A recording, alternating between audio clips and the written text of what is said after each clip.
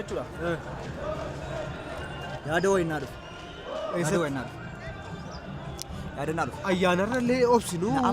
Ayyaanarra obsinu. Yaadannaa dhufe na amani. Maaltu sii dhufe? Irreecha argaa jirtamti. Irreecha kana yeroon ilaalu. Haala keessa yeroon ilaalu. Irreecha hirkoo waan jedhu yoo qopheessine.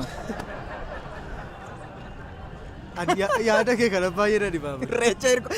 Dhiisiyyuu irreecha malkaa hirkoo. Irreecha malkaa hirkoo. Baay'ee gaariidha. Isa booda maal goona namoota wayyaa aadaa uffatanii dhufan hundumaa wayyaa aadaa nu biraa fudhatu. Nutu kenna.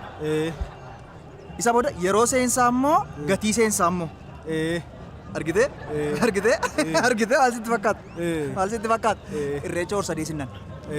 Irreecha horsadee hirkoo. Maal sitti fakkaata? Baay'ee nama dhiba.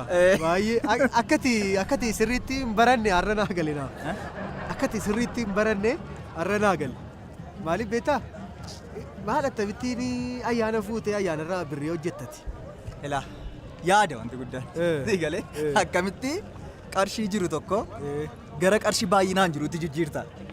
Kun immoo sitti fayyadamuudha. Si fayyadamu. Jireenya kee jijjiiramuu qaba. Sitti hin fakkaatu? Inni maa sirriidha. Hojii dhabee rakkachuu korra ikoonomiidhaanis jabaachuu qaba. Siifis waan hundumaa sammuu anatu qopheessa naaf dhiisati. Yaada kan biraan naa dhufe. Kan biraan naa dhufe Deemna garuu namni kana dhufeemee utuu qolli kitaabaa baheera kitaabicha bawwadhee birriima tokko naa buuse. Kanaa oliin siin jedha. Miliyoona 6-7 ta'a. Amma qarshii kottaa birrii fidaa jechuu miti. Ofii isaanii qarshii finnoo akka isaan jedhan gochuudha yaadi koo. Dhugaa jedhe. Dhugaa rabbi. Sin ajaa'ibu. Lakkas baana iddoo sanatti yaadan sitti bujje. Dhugaa jedhe.